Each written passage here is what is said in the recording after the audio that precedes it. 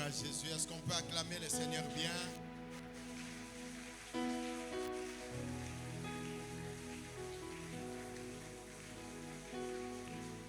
Je vois qu'il y a une drôle de manière d'acclamer le Seigneur en ces lieux.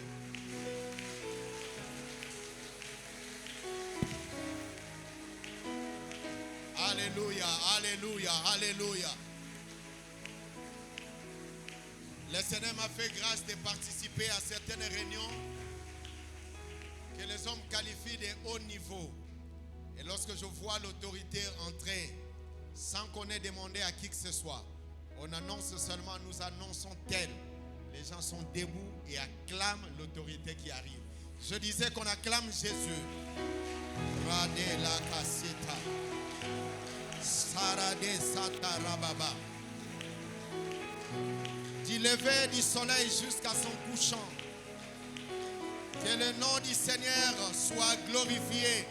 Adonai, Adonai, Adonai. Du lever du soleil jusqu'à son couchant. Que le nom du Seigneur soit glorifié. Il s'appelle Adonai. Il s'appelle Adonai.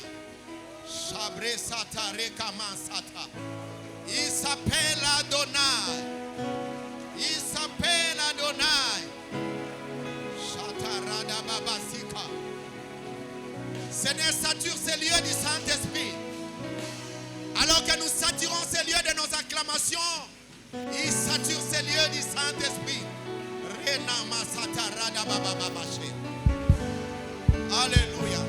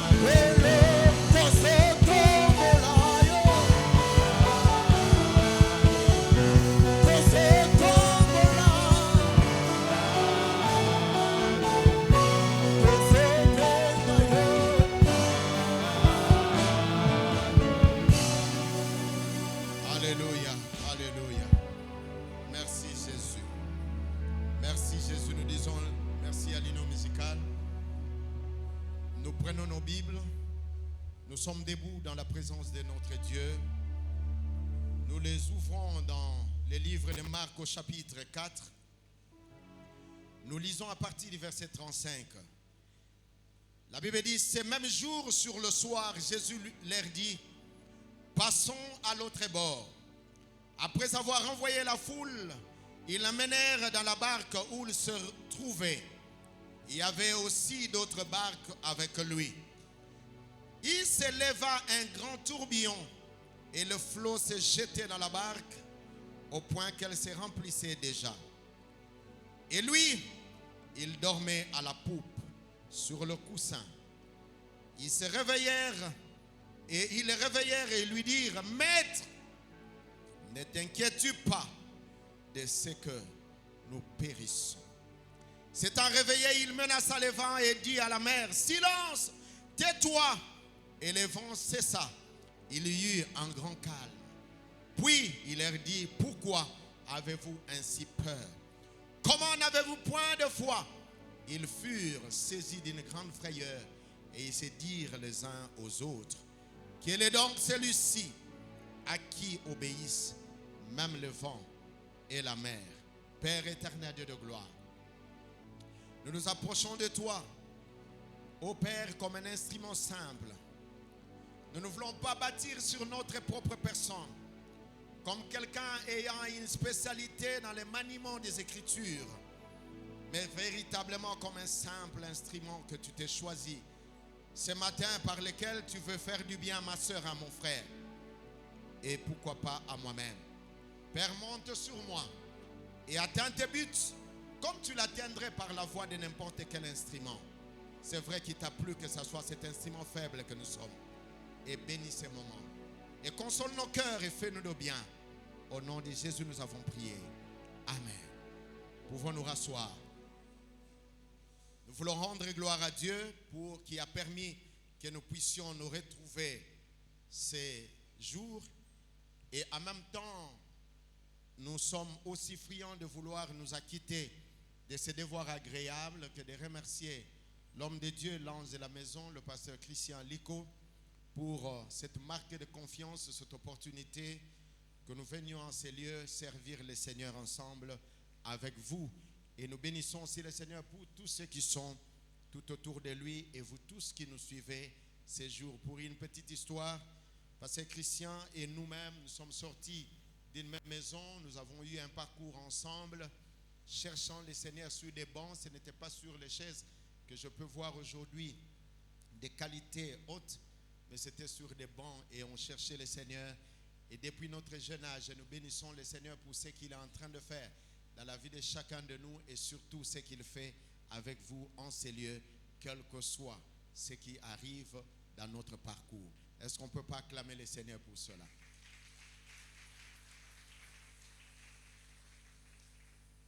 Je ne suis pas venu seul aujourd'hui, je suis venu avec le frère Dieu merci Soula qui m'accompagne, que je vous prie de bien vouloir l'accueillir. Merci. Alors, mon épouse m'a chargé de vous transmettre ses salutations et nos 3 enfants. Je crois que vous le recevez et vous recevez aussi les salutations de la grande assemblée de l'Arche. Merci beaucoup. Bien-aimés, alors que je méditais sur ce passage, mon cœur était vivement touché et le Seigneur a placé cette pensée sur mon cœur qui doit assurément aller dans le sens de consoler ou de relever quelqu'un qui est tombé ou qui est dans une situation qui semble être compliquée, difficile. Ne t'inquiètes-tu pas de ce que nous périssons? C'est cela notre thème de ce jour. Ce message, bien-aimé, est un cri exprimant presque la totale perte d'une certaine espérance face à un événement malheureux. Bien-aimé, lorsque vous lisez ces Écritures, la Bible nous parle de Jésus avec ses disciples. Alors qu'il a fini d'enseigner, il dit à ses disciples, passons à l'autre bord. Comme pour dire, allons de l'autre côté. Et lorsque le Seigneur parle, c'est Jésus en fait qui est en train de parler. Dans sa parole, il y a une véritable assurance. Parce que celui qui parle est à la fois la parole. Car la Bible dit, au commencement était la parole était avec Dieu et la parole était Dieu. Et cette parole, bien-aimée, c'est une parole qui pouvait être considérée comme une promesse. Donc, parmi nous, ce matin, ont des promesses, des choses que Dieu leur a dites, qu'ils gardent par devers eux, et ils se promènent avec. Ses disciples étaient presque innocents. Dans ces récits, vous sentez qu'ils n'avaient aucune intention d'aller de l'autre côté. Mais c'est le maître lui-même qui dit, passons à l'autre bord. Et lorsqu'il dit cela, il n'explique pas qu'est-ce qui va devoir se passer. Mais il fixe l'objectif ou, si vous voulez, la destination. Je me dire à quelqu'un qui est en cet endroit, vous savez, en tant qu'être humain, nous pouvons avoir l'idée de là où nous voulons aller, mais ne pas savoir exactement de quoi sera fait le parcours ou le passage par lequel nous devons passer. Il y a beaucoup de réalités dans la vie. J'ai toujours cette illustration dans ma tête, comme lorsque nous sortons des ventres de nos mères, nous venons dans ce monde, bien-aimés. Le monde est rempli de beaucoup de réalités, un peu comme lorsque vous sortez le matin pour aller soit au travail, soit à un tel lieu de rendez-vous. Vous arrivez à un terminus que j'appelle la naissance ou l'apparition sur cette terre. Et là, quand vous arrivez, je trouve à Kinshasa une drôle de solidarité. Vous arrivez à l'arrêt des bus, vous trouvez quelqu'un qui vous a précédé. Tout d'un coup, on nous pose la question, est-ce qu'il y a qui a Bandakala? Et comme s'il était obligé de vous répondre sans même vous connaître, il dit non, ça fait 1 heure. Et comme si cela ne suffisait pas, il dit, est-ce que le transport à Victoire est Zoyao? Il dit, et toi aussi tu choisis ton endroit et tu attends. Et ce que je retiens dans cette histoire, c'est que celui qui arrive un peu plus tôt peut partir un peu plus tard. Celui qui arrive un peu plus tard peut partir aussi un peu plus tôt. Tout ça, il y a quelqu'un qui régule cela. Et celui qui régule toutes ces choses s'appelle Dieu. Voilà pourquoi j'aimerais vous dire, bien-aimés, vous pouvez connaître la destination, mais sans savoir de quoi sera fait le parcours pour arriver à la destination. Vous pouvez avoir une promesse, comme d'aucuns parmi nous ce matin. Vous avez des promesses, Dieu vous a parlé. Il y en a d'autres qui disent, pasteur, j'ai attendu longtemps. J'ai prié, que dois-je faire encore que je n'ai pas pu faire? Le fait même d'être avec le maître pour eux pouvait être une assurance, bien-aimés. Mais le voilà, se sont engagés sur leur parcours. Ils ont pris la barque. Ils se sont mis à partir. Alors qu'ils partaient, la Bible dit, bien-aimés, au beau milieu de la mer, il y a eu un tourbillon, c'est-à-dire un vent a soufflé. Et ce vent, bien-aimé, n'a pas regardé qu'ils étaient avec le maître dedans. Rappelez-vous qu'ici, nous sommes en train de parler de Jésus qui a créé toutes choses. Car la Bible dit, c'est par lui que toutes choses existent. Rien de ce qui existe n'a existé sans elle. Elle, c'est la parole. Elle a donné la promesse. Elle a donné sa parole. Vous avez entendu, Dieu vous dit des choses. Et il arrive un moment où on commence à se poser des questions.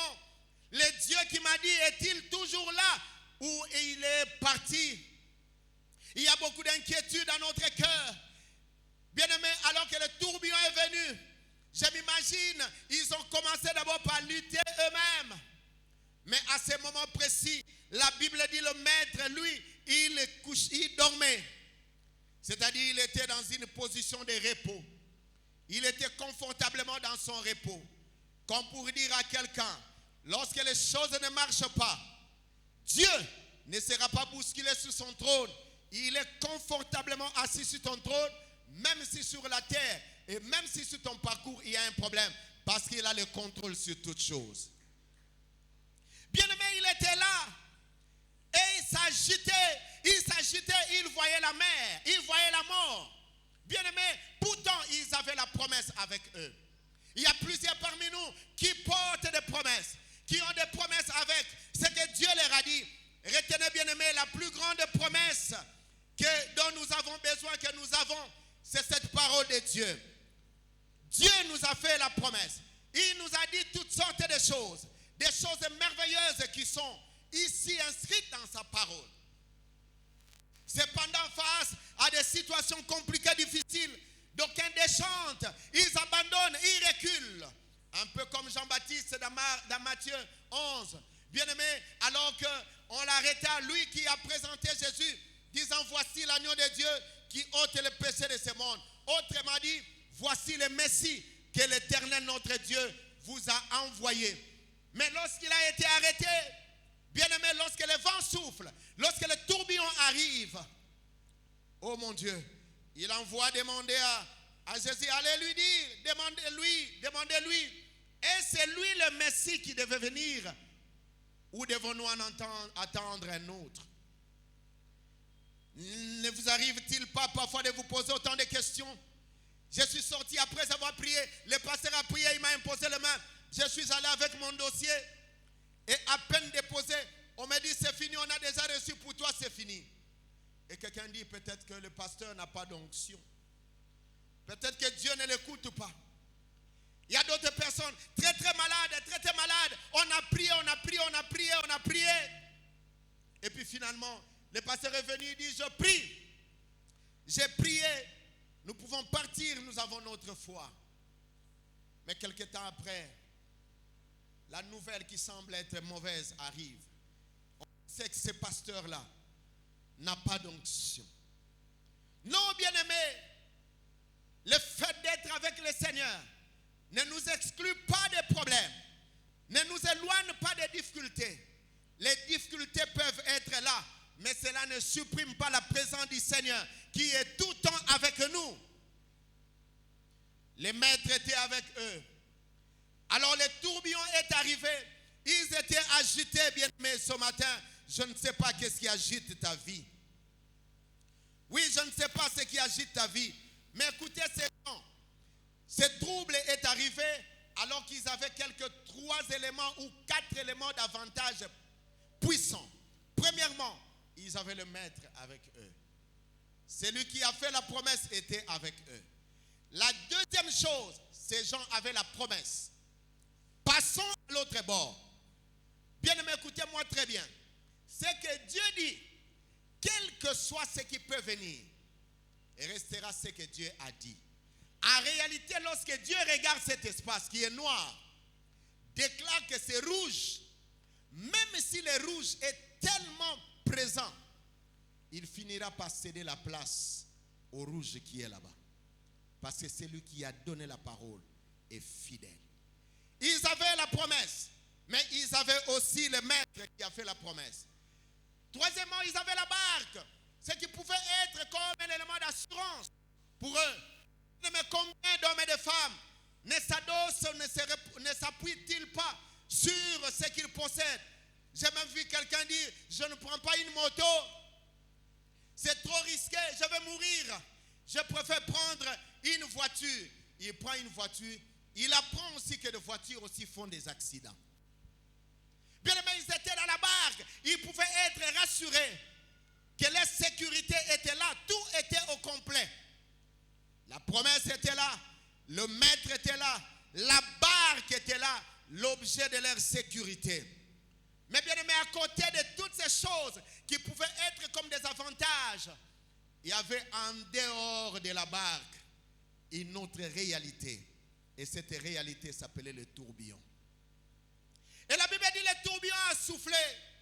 Lorsque ça a soufflé, bien aimé, le tourbillon n'est pas rentré dans la barque. Mais les effets du tourbillon ont été sentis dans la barque. Bien aimé, il y a des événements qui peuvent arriver sur notre parcours. Le vent peut souffler. Le problème, ce n'est pas le vent qui souffle. Le problème, c'est comment nous nous conservons lorsque le vent souffle. Comment nous nous tenons. C'est cela le vrai problème. Car le vent souffle du dehors, mais les conséquences se sont fait sentir de l'intérieur. Bien aimé, il y a quelque chose qui souffle. Il y a des agitations au dehors, mais les influences se font remarquer du dedans. Bien-aimé, il y avait quelque chose d'externe, mais qui avait le pouvoir ou l'influence sur ce qui était dedans. J'aimerais dire à quelqu'un, tout ce que Dieu permet dans ta vie, c'est en ta faveur et c'est pour ton bien, même s'il te fait du mal. Un jour, j'étais dans une situation compliquée. Alors j'étais en train de pleurer, j'ai dit, et puis un frère est venu, une soeur est venue me dire, pasteur, elle me parlait avec sourire alors que moi j'ai traversé une situation difficile. Elle me dit, pasteur, vous savez, tout ce que Dieu fait est bon. C'est-à-dire même cet événement. Voilà pourquoi j'aime ce que ce chanteur de notre pays dit. Dieu tire la gloire dans toutes les circonstances. Qu'elles soient favorables ou non, si vous êtes avec lui, c'est pour sa gloire. Bien aimé, laissez-moi vous dire, il peut permettre des choses dans votre vie. Mais tout ce qu'il permet, c'est en votre faveur, même si ça vous fait vraiment et vraiment du mal. Il y avait là, bien aimé, un vent qui avait soufflé. Mais j'aimerais pour que vous puissiez comprendre le contexte ici. C'est quoi le vent? Le vent souffle, bien aimé, et généralement, la Bible nous montre 3 caractéristiques du vent. Dans Jean 3, le verset 8, il dit le vent souffle, on entend des bruits, mais on ne sait pas d'où il vient, ni d'où il va. 3 choses. La première chose, on ne connaît pas l'origine du vent. Ça vient d'où? On n'a pas l'idée. Et le vent, c'est tout problème auquel nous pouvons faire face. Le vent, c'est des agitations qui arrivent dans le monde. Le vent, c'est des menaces. Le vent, ce sont des attaques. Le vent, c'est une perte de quelque chose, une perte d'une personne et d'un être cher. Un homme de Dieu puissant, un jour disait, alors qu'il s'est retrouvé manchot, il n'avait plus son bras coupé. Et puis il dit, il priait le Seigneur, il dit, Seigneur, pourquoi tu as permis cela? Dieu lui dit, tout ce que tu as perdu, même si tu l'avais, tu n'allais rien faire avec. Je me redire à quelqu'un, si Dieu permet une perte dans ta vie, c'est qu'il t'estime complet pour continuer le reste de ton parcours. N'oubliez jamais ça. Bien-aimé, le vent souffle. Il peut emporter, quand le vent souffle, bien-aimé, le vent crée une nouvelle mise en place. Il change même l'identité. Lorsque le vent souffle, bien-aimé, vous allez remarquer, il souffle. Tous ces papiers sont là, c'est comme nos vies à nous. Ça dépend de comment nous sommes. Plus pesants que nous sommes, lorsque le vent souffle, nous résistons. Mais lorsque le vent souffle, il emporte et il change la mise en place. Il fait qu'une feuille qui était ici devienne en première position. Et ce qui était là-bas peut changer aussi de position. Voilà pourquoi la Bible dit, plusieurs des derniers seront le premier. Bien, mais lorsque le vent souffle, il change l'histoire. Il peut changer le contexte des choses. Il peut changer l'emplacement des choses. Il peut changer la mise en place. Lorsque le vent souffle, bien aimé, la Bible nous montre ici qu'on entend des bruits. Ça, c'est une évidence, c'est le résultat. Mais quand tu dis à quelqu'un, quelqu'un va dire, ça souffle. Mais où se trouve le vent? Vous ne voyez pas le vent. Ça vient d'où? Vous ne voyez pas son origine. Vous ne voyez pas non plus sa destination. Mais les conséquences du vent montrent la destination du vent. Et il y a aussi une autre chose à retenir. La manière d'opérer du vent montre aussi l'origine du vent.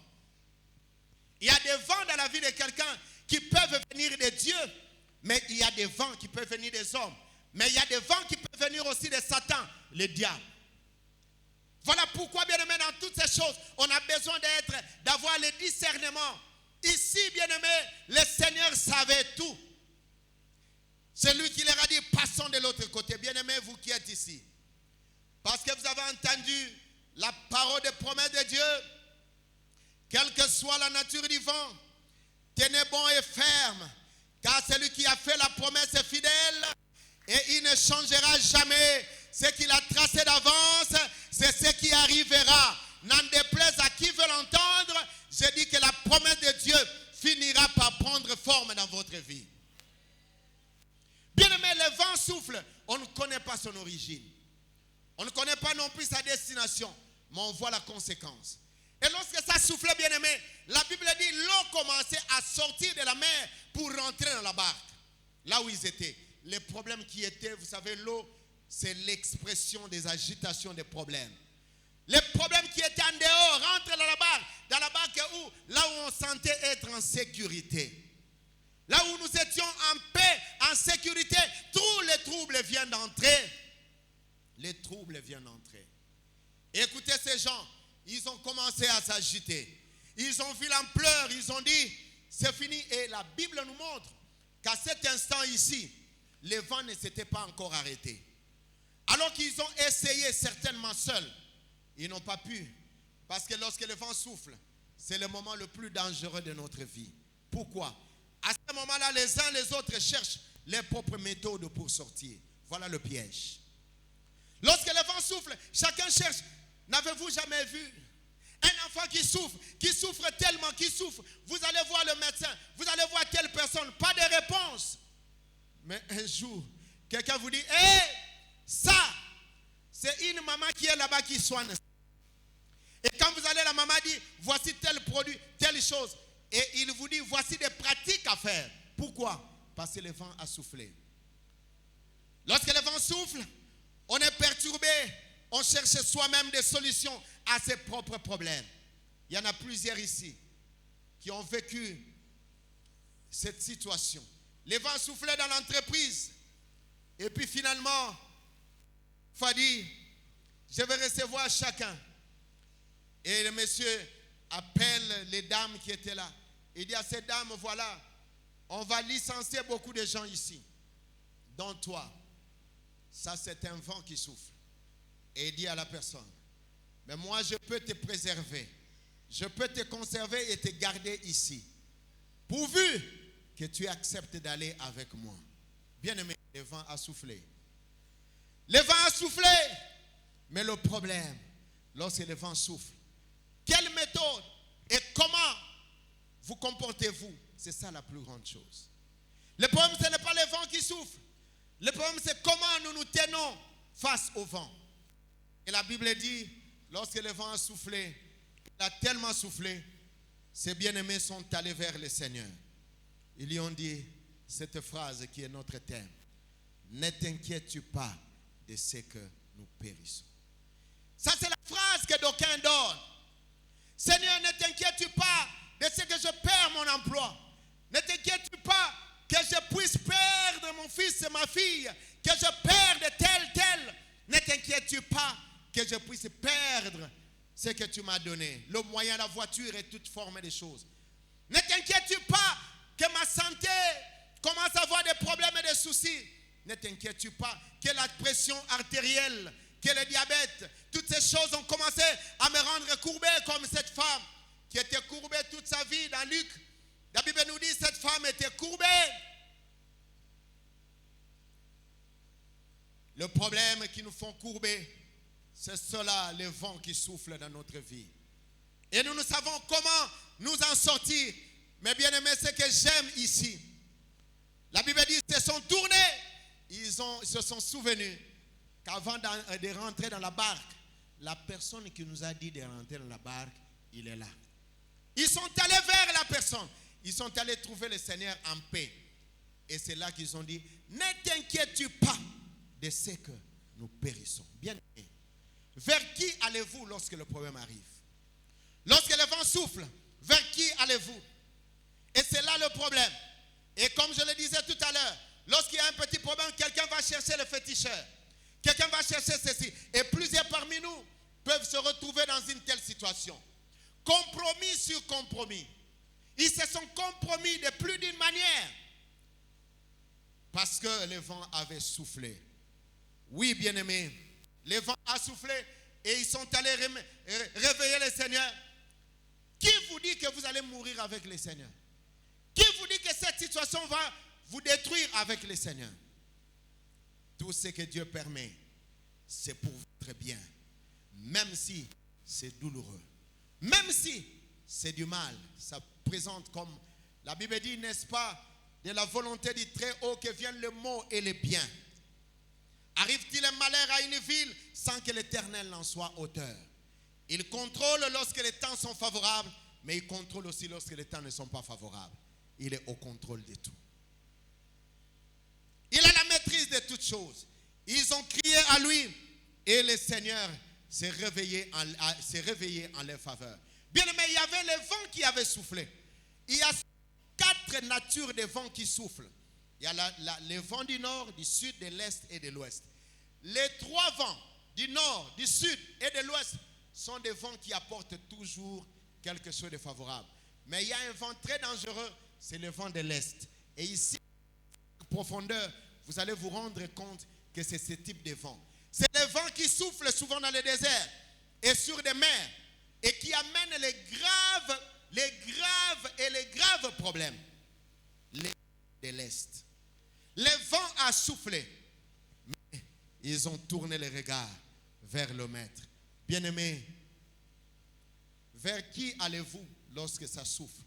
Lorsque rien ne semble marcher? Est-ce que c'est vers une tente dans les narines desquelles il n'y a qu'un souffle? Il y a des gens qui comptent sur les autres. Oui, je ne dis pas qu'il ne faut pas espérer à quelque chose venant de quelqu'un, mais vous devez faire beaucoup attention à vers qui vous allez. Bien-aimés, j'aimerais juste que nous puissions voir quelle attitude avoir lorsque le vent souffle de cette manière-là. Premièrement, et c'est ce que les disciples ont fait ici, bien-aimés, la première chose dont on doit être sûr, c'est que le Seigneur est avec vous. Est-ce que le Seigneur est avec vous dans ces moments de crise? Si le Seigneur est avec vous, c'est déjà l'assurance de toutes choses. Bien-aimés, partout dans la Bible, quand vous lisez, vous allez remarquer que Dieu a montré l'assurance de faire quelque chose de favorable par sa présence. Il dit dans Exode 3, il dit à Moïse, quand Moïse dit, qui suis-je pour aller devant Pharaon? Dieu ne lui dit pas que je te donnerai la force. Je lui dis, je serai avec toi. Bien-aimé, l'assurance, c'est d'être avec le Seigneur. Tu peux être dans la barque et le vent souffle, soit toi-même tu as choisi le vent, soit c'est un homme qui a dirigé, soit c'est le diable, ou alors c'est Dieu qui le permet. Et lorsque Dieu le permet, c'est-à-dire c'est pour un but. Il a un but qu'il veut atteindre. Il a une leçon, il a une instruction qu'il veut nous donner. Mais nous devons nous assurer, est-ce qu'il est avec nous dans cette affaire? Il y a beaucoup de commerces qui ne marchent pas. Oui, mais est-ce que le Seigneur était avec vous dedans? Est-ce que vous vous êtes engagé selon le conformisme parce que tel fait, moi aussi je fais? Non, bien-aimé. Est-ce que le Seigneur est avec vous? Voilà dans Josué 1, le verset 17. Déjà à partir du verset 5, Dieu parle à Josué. Il lui dit, c'est toi, lève-toi, prends courage. Maintenant, mon serviteur Moïse n'est plus. C'est toi qui feras entrer ce peuple dans sa destinée. Et au verset 17, la Bible dit, les hommes ont vu que c'est Josué qui remplaçait Moïse. Ils lui ont dit, nous t'obéirons en toutes choses. Mais toi, veille seulement que l'Éternel soit avec toi. La seule chose, comme il a été avec Moïse. Pourquoi? Parce que lorsque l'Éternel était avec Moïse, ils ont vu des miracles. Ils ont vu toutes sortes de choses. Bien-aimé, si c'est juste, je peux dire quelque chose à quelqu'un. Veille que l'Éternel soit avec toi. Est-ce que Dieu est avec toi? Est-ce que tu marches avec Dieu? À Cana, dans Jean 2, la Bible dit qu'ils étaient en fête. Et à un moment donné, ce qui donnait la joie à la fête s'est arrêté. C'était notre tourbillon aussi. Bien-aimé, il peut arriver que la joie puisse s'arrêter à un moment donné à cause d'un problème. Vous n'avez jamais vécu de choses. Un jour, je suis allé voir un médecin. J'étais souffrant. On m'a fait des examens. Et après cet examen, il y avait une mauvaise interprétation. L'appareil avait un problème. Et quand je rentrais, le médecin m'a dit, regardez ce qu'il y a eu. Il faut que tu vois tel spécialiste. Je rentre à la maison et puis il me dit, ils m'ont encore appelé. Je prends un garçon qui était à côté, un voisin. Je l'appelle, mon épouse n'était pas là. J'étais seul, ni mes enfants. J'ai dit à ce monsieur, qui est médecin, j'ai dit, mais ceci signifie quoi? Il dit, pasteur, quand quelqu'un est dans ça, c'est-à-dire dans les 2 heures qui suivent, il doit mourir. Bien-aimé, là où j'étais, je suais. J'ai transpiré à la minute. Il a dit quelque chose qui a fracassé tout en moi. Et j'ai grelotté, j'ai commencé à appeler mon épouse. Je l'appelle, et surtout qu'elle était à l'étranger, je ne savais même pas lui dire quoi que ce soit. J'ai grelotté, j'ai dit mon Dieu, et puis je suis monté en chambre, j'ai commencé à prier. J'ai dit Seigneur, maintenant que je ne sais que faire, parce que c'est dans 2 heures. Mais moi, depuis qu'on m'a dit ça, ça fait déjà quelques heures, pendant que j'étais à genoux. J'ai commencé maintenant, oh, mais c'est depuis hier qu'on m'a dit ça. 2 heures, Ouanezo Bandakan. Bien aimé, il y a des événements qui tombent comme ça dans votre vie, qui suspendent tout. Vous partez comme ça en examen, on teste, on vous dit non, vous êtes diabétique. Vous savez, des nouvelles comme ça, ça choque. Jusqu'au moment où je suis allé voir les spécialistes, ils regardent, il a souri du haut. Ça, leur appareil, je leur ai dit que cet appareil n'est pas bon. Et puis il a recommencé. Bien aimé, il y a des événements de la vie qui font arrêter la joie. Mais vous devez vous assurer que le Seigneur est avec vous. Dans ces problèmes-là, est-ce que le Seigneur est là présent?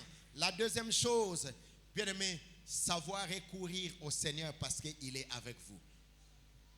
Dans Philippiens 4, le verset 6, il dit: en toute chose, ne vous inquiétez de rien, mais faites connaître à Dieu vos besoins par des prières et des supplications, avec des actions de grâce. Et la paix de Dieu qui surpasse toute intelligence gardera vos cœurs en Jésus-Christ. Bien-aimés, avez-vous un problème? Recourez au Seigneur. Recourez à lui. Et n'allez pas loin. Cherchez le Seigneur. Cherchez-le. Ils sont allés vers le Seigneur pour lui dire: ne t'inquiète pas de ce que nous périssons. Bien-aimé, ce jour, tu vas retourner à celui qui t'a donné la promesse. Et la troisième chose, c'est manifester sa foi. Dire que je suis dans cette situation, comme il m'a dit, et qu'il est avec moi, je suis convaincu que quelque chose de favorable sera pour moi. Il est apparu à Abraham. Dans Genèse 12, il lui dit: va-t'en de ton pays, de ta patrie, de la maison de ton père, dans le pays que je te montrerai. Bien-aimé, il dit à quelqu'un d'aller vers un endroit qu'il ne connaît pas. De sorte que même s'il arrivait, il ne saura même pas qu'il est déjà arrivé. Avez-vous déjà vu pareille chose? Donc je vois Abraham sortir de ses amis avec ses amis. Il leur dit: Dieu m'a dit de partir. Et puis pour être sûr, ces gens vont le dire: il t'a dit d'aller où? Et quand il dit non, il m'a dit vers là où il va me monter. Non, il ne faut pas mentir. Comment il peut t'envoyer dans quelque chose que tu ne connais même pas? Et même quand tu seras arrivé, comment sauras-tu que tu es arrivé? Mais cet homme avait la foi extraordinaire. La Bible dit: il a abandonné 3 dimensions des choses. Il a abandonné le prestige des familles. Parce qu'en Mésopotamie, l'économie des pays était composée à partir des familles. Il a abandonné le confort familial. Et deuxième niveau, la patrie, la fierté d'être de Mésopotamie comme les États-Unis d'aujourd'hui. Et sa nationalité pour rentrer dans une nouvelle dimension avec Dieu. Voilà pourquoi dans Ésaïe 51, parce que lorsqu'il partait, il se détachait de cette nation. Et la Bible dit: ayez le regard sur Abraham votre père et sur Sarah qui vous a enfanté, car lui seul je l'ai appelé et je l'ai béni, mais je l'ai multiplié aussi. Bien aimé, il avait la foi au point que même lorsque Dieu lui promet l'enfant, il ne voit pas l'enfant venir. Vous savez, lorsque Dieu vous promet quelque chose, et c'est souvent là le piège, lorsque la promesse est donnée, l'accomplissement de la promesse commence par afficher le contraire de la promesse. Il lui promet la postérité, mais c'est la stérilité qui vient en avant-plan. La porte qui accède, qui amène à accéder à la promesse, c'est le contraire de la promesse. Parce que c'est véritablement là la sémence. Bien aimé, s'il y a du sec, s'il y a la pluie, il faut qu'il y ait du sec. S'il y a enfant, progéniture, il faut qu'il y ait d'abord la stérilité. C'est-à-dire, il y a l'inertion. Dieu permet cela. Mais il y avait la promesse avec lui. Au point que lorsqu'il a eu l'enfant, dans Genèse 22, la Bible dit: donne-moi ton fils, ton unique, celui que tu aimes, Isaac. Il précise: Seigneur, tu m'as donné, mais pourquoi tu récupères encore? Et il est monté, il est allé sur la montagne pour offrir. Et il a offert. Quand il a offert, pour savoir que cet homme avait la foi, Il dit à son serviteur, toi reste ici, moi et l'enfant nous allons adorer et nous reviendrons. Il n'a pas menti parce qu'il avait déjà vu cela. À ce moment, on ne parlait pas encore de résurrection, mais il croyait que Dieu est fidèle. C'est lui qui avait donné l'enfant. Même s'il arrivait à le prendre, il était capable de le ressusciter. Il l'a amené et quand il arrive là-bas, il veut présenter l'enfant. Dieu lui montre qu'en toutes circonstances difficiles, j'ai toujours une solution de rechange. Il dit, regarde en arrière, il voit le bélier. Le bélier, en réalité, c'est un mouton. C'est des choses qui appartiennent à la même catégorie que la brebis. La seule différence entre un bélier et une brebis, un agneau, la seule différence, c'est qu'un agneau ne peut pas dépasser une année. Lorsqu'un agneau a plus d'un an, il devient directement bélier. C'est la même espèce. C'est ça la différence. C'est pourquoi vous voyez la Bible dit, vous prendrez un agneau d'un an. C'est une redondance, une insistance seulement pour que ça ne dépasse pas cet âge-là. Donc c'était encore l'agneau qui était là sur la montagne. Et il a vu, c'est pourquoi Jésus disait dans Jean 8, Abraham a vu mon jour, a tressailli de joie. Parce que lorsqu'il a vu les béliers, il a vu l'agneau, il était joyeux parce qu'il pouvait récupérer son fils. Bien-aimé, c'est que tu as perdu, c'est que tu es sur le point de perdre. Le Seigneur est capable de donner une solution de rechange. Il est capable de restaurer, de donner une solution de rechange. Et quand il a fait cela, il a bâti un autel. Et parce que je m'étonne pourquoi, souvent on dit, Dieu s'appelle Jéhovah Jireh. Nulle part dans la Bible on a dit que Dieu s'appelait Jéhovah Jireh. Dans Genèse 22, le verset 14, la Bible dit, il appelait ces lieux-là du nom de Jéhovah Jireh. C'est les lieux. Est-ce que je parle avec quelqu'un? On peut même nous projeter. C'est 22, 14. Il appelle ces lieux. Abraham donna à ces lieux le nom de Jéhovah Jireh. C'est pourquoi l'on dit aujourd'hui à la montagne de l'Éternel, il sera pourvu. Je vais dire à quelqu'un bien-aimé, quand quelque chose, rien ne semble marcher, les vents soufflent fort, tournez vos regards vers celui qui vous a appelé. Tournez le regard vers le maître qui est avec vous. À Canaan, ce qui donnait la joie était arrêté. Mais heureusement pour eux, ils avaient Jésus qui était là. Celui qui redonne la joie. Bien aimé, ils avaient invité Jésus sans savoir qu'à un moment donné, ce qui était censé donner la joie dans la fête allait s'arrêter. Bien aimé, avez-vous invité Jésus dans votre fête? L'avez invité dans votre vie? Est-il dans votre barque? Est-il dans vos affaires? Dans tout ce que vous êtes en train de faire? Si oui, vous devez tourner le regard vers lui et être sûr qu'il est avec vous et marcher avec lui. Si oui, bien-aimé, ayez la foi que celui qui a fait la promesse ne mentira jamais. Que le Seigneur bénisse sa parole. J'aimerais que nous puissions prier. J'aimerais encourager quelqu'un qui dit ne t'inquiète pas de ce que nous périssons. Comme si le Seigneur ne voit pas. Tu ne mourras pas avec le Seigneur dedans dans la barque. Parce que le Seigneur est là. Lui, il est la vie. Mais quel est ton problème? Mais le problème, c'est de l'inviter d'abord, qu'il soit avec toi. Bien aimé, dans ce que tu fais, le mariage qui semble aller vers sa fin parce qu'un homme s'est levé pour dire non et chasser la femme. Tu es menacé de divorce, menacé de ceci ou de cela. Le Seigneur est capable de restaurer cela. Le Seigneur est capable de restaurer une vie brisée à cause d'une maladie, à cause d'un problème. Il est capable de restaurer. Il est capable de vous relever. Il est capable, bien-aimé, même pour son église, qui peut traverser des moments difficiles et compliqués. Mais le Seigneur est capable de consoler le cœur et de donner à continuer la marche. Car ce que tu as perdu, même si tu l'avais, ce n'était pas pour le reste de ta vie. Il faut le savoir, Dieu est capable de restaurer et de continuer l'histoire avec vous. Il ne mentira jamais, celui qui a fait la promesse. Il est le même. Tu as besoin de lui ce matin. Si tu es là, tu te lèves. J'ai besoin de lui, peut-être pour... Merci pour ce qui s'élève. Tu as besoin de lui ce matin. Tu veux l'inviter qu'il soit dans ta barque, qu'il t'accompagne dans ta barque. Lorsque ça ne fait plus bien, lorsque ça semble ne plus aller, lorsque ça semble ne plus marcher. Alléluia. Commence à prier le Seigneur. Je ne voudrais pas te forcer. Commence à parler au Seigneur toi-même. Dis le Seigneur, je viens devant de toi. Oui Seigneur, je viens devant de toi.